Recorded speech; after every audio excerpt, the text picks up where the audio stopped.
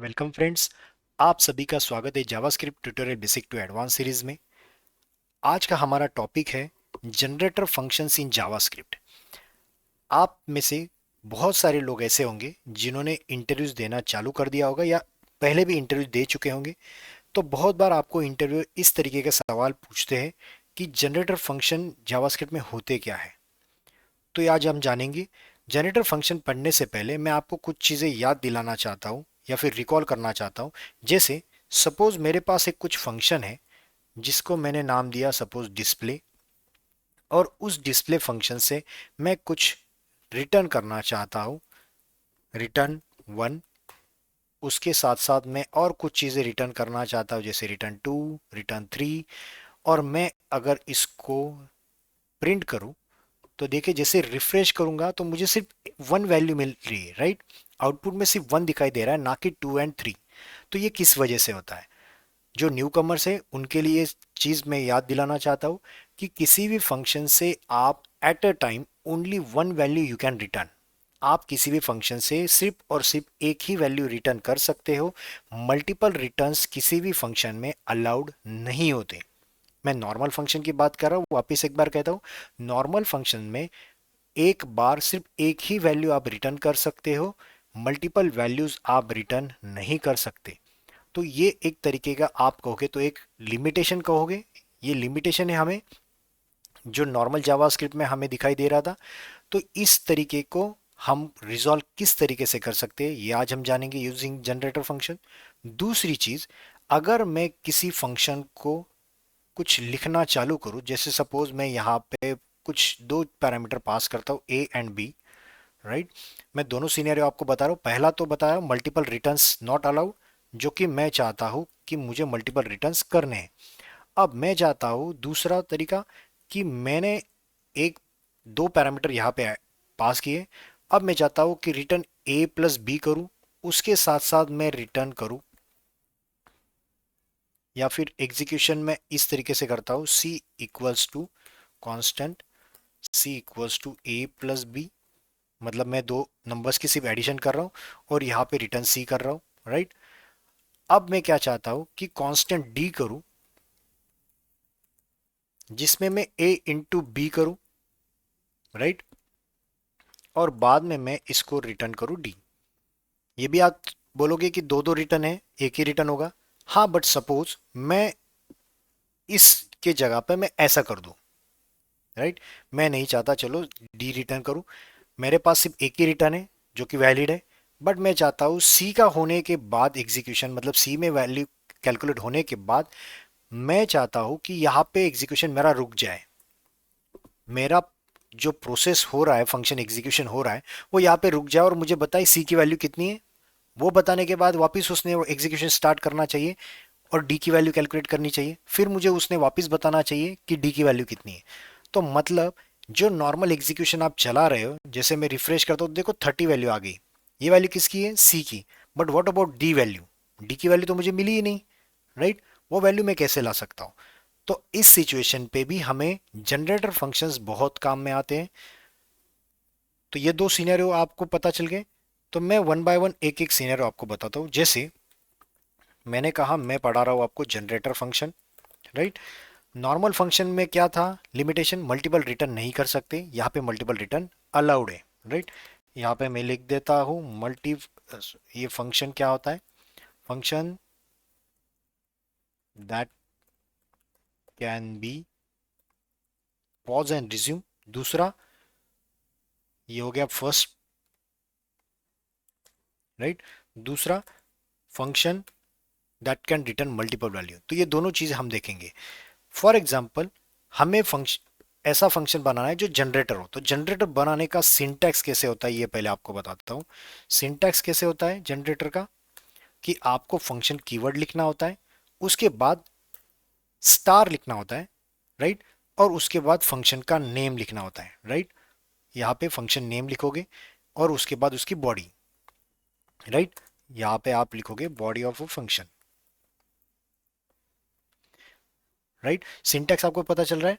Function keyword, उसके बाद star लिखो, उसके बाद फंक्शन का जो भी नाम है वो फंक्शन का नाम, और उसके बाद जो भी आप बॉडी लिखना चाहते हो वैसे। जैसे मैंने डिस्प्ले फंक्शन जो आपको मैंने पहले बताया, उसी को मैं अगर रिप्लिकेट करना चाहूँ तो देखिए यहाँ पे मैं लिखता हूँ स्टार डिस्प्ले, राइट। और उसके बाद जो बॉडी है उस बॉडी में मैं यहाँ पर रिटर्न करना चाहूँ, बट रिटर्न करने का तरीका कैसे, इसमें बॉडी में रिटर्न करने का तरीका कैसे होता है, ये मैं लगे तो निकाल कर आपको डिटेल में समझाता हूँ। यहाँ पर आपको रिटर्न करो, return in the form of yield. हमें रिटर्न स्टेटमेंट के जगह पे यहाँ पे यूज करना होता है ईल्ड। ईल्ड का तरीका भी वही है, ईल्ड का यूज भी वही है कि आपको वैल्यू रिटर्न करें। तो जैसे मैंने return one, return two, return three लिखा था, सेम तरीके से देखिए यहाँ पे मैंने क्या लिखा, yield one, yield two, yield three, yield four, right. तो मतलब चार वैल्यू में रिटर्न करना चाहता हूँ। मैं वापस एक बार कहता हूँ, ये नॉर्मल फंक्शन नहीं है, एक जनरेटर फंक्शन है। सिंटैक्स आपको पहचानने के लिए, किसी भी फंक्शन के नाम के आगे अगर स्टार लगा हो तो दैट मीन्स ये function as a generator function कहलाएगा। दूसरी चीज, जब आप नॉर्मल फंक्शन को एग्जीक्यूट करते हो तो आप सीधा एग्जीक्यूशन स्टार्ट कर देते हो, मतलब ऐसा अगर सिंटैक्स में लिख देता हो तो दैट मीन्स उसका एग्जीक्यूशन यहां से स्टार्ट होगा, चालू हो जाएगा। बट इन जनरेटर फंक्शन ये चीज थोड़ा डिफरेंटली वर्क करती है।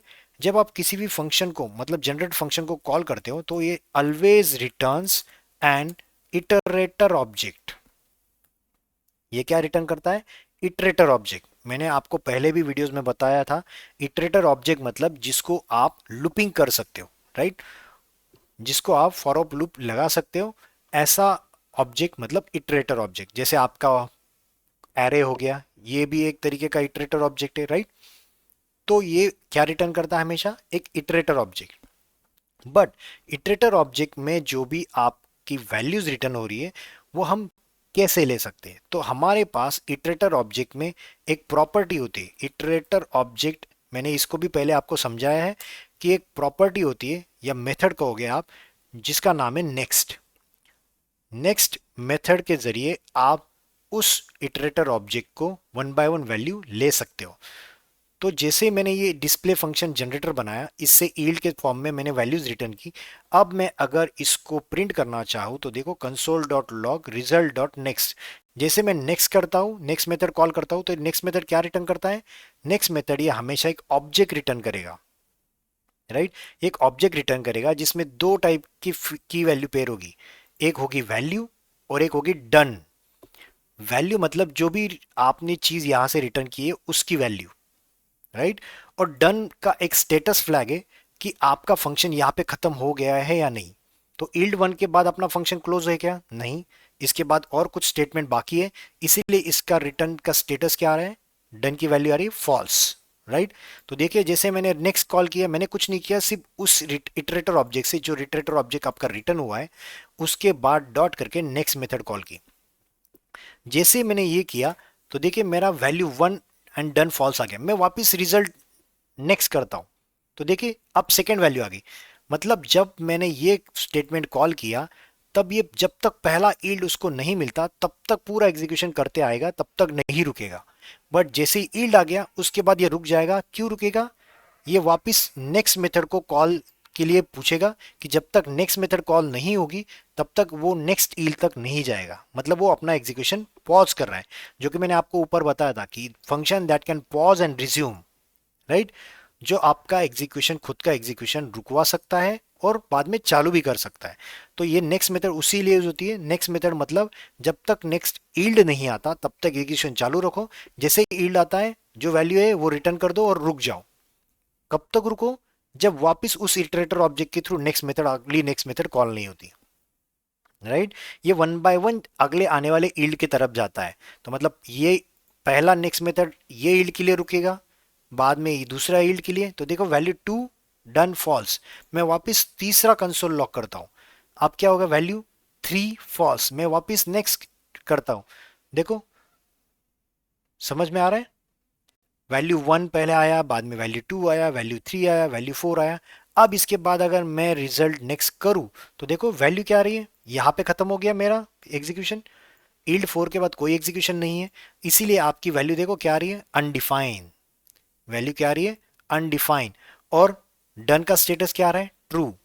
ट्रू का मतलब है कि इसके बाद आपका कोई स्टेटमेंट नहीं है, जो भी वैल्यू आप अनडिफाइंड मार्क कर रहे हो दैट मीन्स ये स्टेटमेंट आपके फंक्शन में नहीं है, यहां पे कोई रिटर्न वैल्यू नहीं है।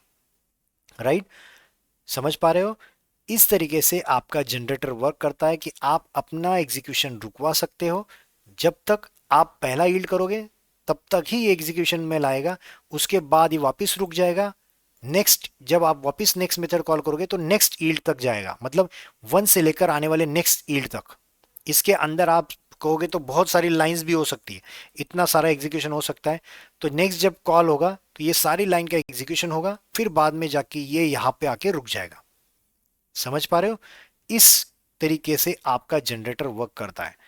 अब कई जगह पर आपको इसी फंक्शन को मैं लगे तो कॉपी कर देता हूं आपके समझने के लिए, कॉपी, और मैं इसको कमेंट करके नीचे पेस्ट करता हूं। अब मैंने क्या किया, कुछ जगह पे आपको इस तरीके से सिंटैक्स मिलेगा कि लास्ट टर्म आप रिटर्न के फॉर्म में लिखोगे। डिफरेंस क्या बना, राइट? इससे डिफरेंस क्या बन जाएगा, मैं ये चीजें आपके समझने के लिए यहां से निकाल देता हूं लगे तो। अब क्या हुआ देखो, मैंने जैसे ही पहला नेक्स्ट मेथड कॉल किया तो इसने पहला इल्ड तक आया, तो देखो वन आ गया, डन का स्टेटस फॉल्स है। वापिस मैं नेक्स्ट करता हूँ, सेव करता हूँ तो सेकेंड वैल्यू आ गई। वापिस मैं नेक्स्ट करता हूँ, थर्ड वैल्यू आ गई। वापिस मैं नेक्स्ट करता हूँ तो फोर्थ वैल्यू आ गई। अब देखो लास्ट एग्जाम्पल और इसमें क्या डिफरेंस है। लास्ट एग्जाम्पल में जब फोर वैल्यू आई थी तो उसका स्टेटस डन फॉल्स था। अब की देखो यहाँ पे वैल्यू डन का स्टेटस ट्रू है। ऐसा क्यों? इसका मतलब आपको पता चलना चाहिए कि जब रिटर्न आता है, रिटर्न ये हमेशा लास्ट स्टेटमेंट होना चाहिए, ना कि इन बिटवीन। राइट, ये लास्ट स्टेटमेंट होना चाहिए। लास्ट स्टेटमेंट जैसे आएगा रिटर्न देखेगा तो इसका मतलब इसके बाद कोई स्टेटमेंट नहीं, इसलिए इसको डन ट्रू कर देगा। अगर आप यहाँ पे जानबूझ के इल्ड लिखते हो तो यहाँ पे डन का स्टेटस तभी भी फॉल्स आएगा। इसके लिए आपको वापस चेक करना पड़ेगा नेक्स्ट मेथड से कि अगली वैल्यू है क्या। अगर ये अनडिफाइन आती है तो आप कहोगे कि इसका स्टेटस ट्रू होगा, मतलब खत्म हो गया है। तो दोनों भी तरीके से आप चेक कर सकते हो। एक तो रिटर्न लिख दो और स्टेटस के ऊपर देखो डन की वैल्यू ट्रू आती है तो ट्रू अगर आ गई दैट मीन्स आगे वाले स्टेटमेंट आपको देखने की जरूरत नहीं है, ये लास्ट स्टेटमेंट था। अगर आपने सारी चीजें यील्ड के फॉर्म में लिखी है दैट मीन्स वैल्यू अनडिफाइंड जब आएगी दैट और डन का स्टेटस ट्रू आएगा दैट मीन्स आपका जनरेटर फंक्शन एग्जीक्यूशन खत्म हो गया है। तो ये दो तरीके से आप जनरेटर फंक्शन का एग्जीक्यूशन कर सकते हो। अब आपको इंटरव्यूअर आपको जानबूझ के इस तरीके से भी सवाल पूछ सकता है, जैसे कि मैंने जनरेटर फंक्शन इस तरीके से लिखा, function space and then star. आपको जानबूझ के पूछेगा कि मैंने ये स्टार सपोज यहां से हटा दिया और फंक्शन के बाद लिख दिया, चलेगा क्या? चलेगा, हाँ चल जाएगा, क्योंकि आपका जनरेटर फंक्शन फंक्शन के कीवर्ड के बाद स्टार दो या फिर फंक्शन के नेम के पहले स्टार दो, दोनों का मतलब सेम है। जावास्क्रिप्ट में दोनों का मतलब जनरेटर फंक्शन ही होता है, अलग कोई डिफरेंस नहीं है दोनों में, सिर्फ आपका स्टार का पोजीशन अलग है but one and the same है। बैकग्राउंड में उसको जावास्क्रिप्ट हमेशा जनरेटर फंक्शन के तौर पे ही ट्रीट करेगा। तो हमने आज अभी क्या क्या सीखा। सबसे पहला, नॉर्मल फंक्शन में आप मल्टीपल रिटर्न नहीं कर सकते। दूसरा, नॉर्मल फंक्शन आप कभी भी रिज्यूम या कभी भी पॉज नहीं कर सकते हो। ये दोनों लिमिटेशन जो थे आपके जनरेटर फंक्शन ने रिजॉल्व कर दिए। और एक चीज हमने देखी, नॉर्मल फंक्शन को जब भी आप एग्जीक्यूट करते हो तो वो पूरा एग्जीक्यूशन खत्म होने के बाद ही रुकता है, इन बिटवीन नहीं रुकता। और ये डायरेक्टली आपका एग्जीक्यूशन यहां से स्टार्ट कर देता है। बल्कि आपका जनरेटर फंक्शन जब भी आप कॉल करते हो तो ये एक इटरेटर ऑब्जेक्ट रिटर्न करेगा, और इटरेटर ऑब्जेक्ट के अंदर रखी गई नेक्स्ट मेथड ये मेथड होती है जो एक प्रॉपर्टी के नाम से भी आप बोलोगे तो भी चलेगा, जिसके जरिए आप one by one value fetch कर सकते हो। जब तक नेक्स्ट यील्ड नहीं आता तब तक ये वैल्यू उसको पॉज रखेगा, ये एग्जीक्यूशन पॉज रखेगा। जैसे आप नेक्स्ट कुछ वापस कॉल करोगे नेक्स्ट मेथड तो नेक्स्ट वापस नेक्स्ट यील्ड तक ये एग्जीक्यूशन लेके जाएगा। तो इस तरीके से आप पॉज एंड रिज्यूम कर सकते हो। आपको अभी दिमाग में इस तरीके का सवाल आता होगा कि इस तरीके का फंक्शन कहां पे यूज होता होगा। होता है बहुत सारी जगह पे इस तरीके का एग्जीक्यूशन फ्लो होता है, जहाँ पे आप कुछ कुछ जगह पर उसका एग्जीक्यूशन पॉज करना चाहते हो, उसके बाद नेक्स्ट स्टेप लेना चाहते हो, वापस पॉज करोगे, कुछ तो भी ऑपरेशन परफॉर्म करोगे, वापस कुछ करोगे। तो इस तरीके से जब आपके पास सिनेरियो है, कभी भी आप इंटरव्यूअर को पूछते हो क्वेश्चन, थोड़ा ठीक से सुनना। एग्जीक्यूशन अगर आपको पॉज एंड रिज्यूम करना है, ऐसा अगर सीनियर आपके सामने इंटरव्यू पूछ रहा है या लेकर आ रहा है, तो उसके लिए आपको डेफिनेटली आंसर देना है कि yes we can do it by using generator function, right. अब नेक्स्ट चीज, आप इस तरीके से भी one by one value fetch कर सकते हो, या फिर इसको मैं कंसोल को कमेंट करता हूं, या फिर आपके पास इटरेटर, जैसे मैंने बोला इटरेटर को आप हमेशा फॉर ऑफ लूप से भी कर सकते हो, राइट। तो देखो जैसे मैंने रिफ्रेश किया तो इसने वन बाय वन वैल्यू ला दी, राइट। बट आपको एक डिफरेंस दोनों में दिखाता हूँ, यही चीज मैं कॉपी करवाता हूँ रिटर्न की जगह पे। देखो आंसर पहले देख लेना, 1 2 एंड 3 आया है। अब मैं रिटर्न की जगह पे इल्ड यूज कर लेता हूँ, राइट। अब देखना रिफ्रेश करने के बाद वैल्यू क्या आई, 1 2 3 4। समझ में आ रहा है?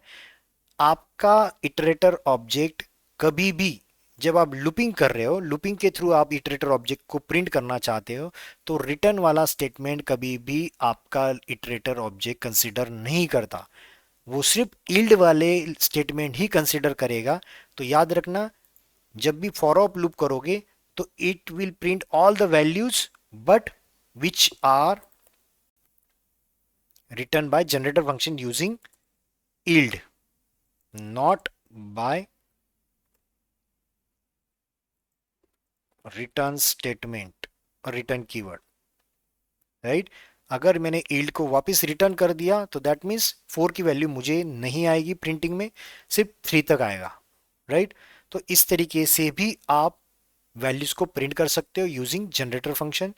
और एक तरीका है हमारे पास, मैं इसको कमेंट करता हूं, और एक तरीका है कि नॉर्मल में कांस्टेंट वेरिएबल लेता हूं, या फिर फाइनल आउटपुट नाम देता हूं, फाइनल रिजल्ट, और मैंने सिर्फ इसको स्प्रेड कर दिया, राइट। जैसे ही स्प्रेड कर दिया, रिजल्ट रिजल्ट क्या है, आपका एक इटरेटर ऑब्जेक्ट, राइट। मैंने डिस्प्ले को कॉल करने के बाद जो इटरेटर ऑब्जेक्ट आता है उसको मैंने सिर्फ स्प्रेड आउट कर दिया, और यहाँ पे मैं कंसोल लॉग कर देता हूँ फाइनल रिजल्ट। तो देखो 1 2 3 आ रहा है, राइट। क्यों आ रहा है 1 2 3? क्योंकि रिटर्न है। जो चीज आपकी फॉर ऑफ लूप के लिए थी कंसिडरेबल, वही सिर्फ आपके स्प्रेड के लिए भी होगी। बट अगर मैं यहाँ पे वापस ईल्ड कर दूं और सेव करूं तो देखो 1 2 3 4 वैल्यू, मतलब ईल्ड की वैल्यू ही वो लेगा, रिटर्न स्टेटमेंट वाली चीज वो नहीं लेगा। तो ये दोनों डिफरेंस आपको इंटरव्यूअर को बताने हैं, जिससे उसको आइडिया आ जाएगा कि आपको बेसिक से बेसिक चीज भी पता है रिगार्डिंग जनरेटर फंक्शंस। तो इसका यूज केस अगर देखा जाए, कोई आपको इंटरव्यू पूछता है कि यूज केस क्या होगा, तो इसको यूज केस बताओ कि जहां पे large amount of data set आपको रिजल्ट के तौर पे मिल रहा है, और आपको वन बाय वन प्रोसेस करवा के उसको आगे बढ़ाना है, ना कि एक साथ पूरा रिजल्ट लेके आना है। क्योंकि हमारे पास ह्यूज अमाउंट ऑफ डेटा है, तो उसको लाना भी अपने लिए थोड़ा टीडियस टास्क है। तो उसको वन बाय वन अगर डेटा चंक में फेच किया जाए, चंक्स में फेच करते हैं हम, तो चंक्स में फेच करके उसके ऊपर कुछ ऑपरेशन परफॉर्म करके one by one value put up करते जाएंगे, तो ये काम हमें आसानी से हो सकता है। जनरेटर फंक्शन का अगर आपको एक एग्जांपल के तौर पे बताया जाए, तो असिंक अवेट जो आप वर्क करते हो नॉर्मल प्रोमिसेस में, ये इन बैकग्राउंड जनरेटर फंक्शन का ही एक एग्जांपल है कि वो बैकग्राउंड में जनरेटर फंक्शन यूज करता है, राइट। आपको ये चीज सिर्फ इंटरव्यू को बतानी है, प्रूव करने की जरूरत नहीं, बट आप अगर इसका डॉक्यूमेंटेशन गूगल पे सर्च करोगे तो आपको मिल जाएगा कि async await in background generator function का ही इस्तेमाल करता है। बट यही चीज के वजह से आपका असिंक्रोनस काम सिंक्रोनसली वर्क होते हुए आपको दिखेगा, कि तब तक वो वेट करेगा जब तक पहला ऑपरेशन परफॉर्म नहीं होता, जब पहला हो जाए तो दूसरे को जाएगा। तो ये वह टाइप ऑफ जनरेटर फंक्शन का ही इस्तेमाल है। मैं आशा करता हूं कि आपको ये वीडियो पसंद आया होगा। तो आज के लिए इतना ही। प्लीज़ अगर ये वीडियो आपको पसंद आता है तो लाइक सब्सक्राइब और शेयर ज़रूर कीजिए, जिससे मुझे मोटिवेशन मिलेगा। और ये वीडियो की लिंक आपके दोस्तों को भी शेयर कीजिए, जिससे उनको भी बेनिफिट हो सकता है। तो फिर मिलेंगे नेक्स्ट वीडियो में कुछ इंटरेस्टिंग टॉपिक्स के साथ। तब तक के लिए थैंक यू।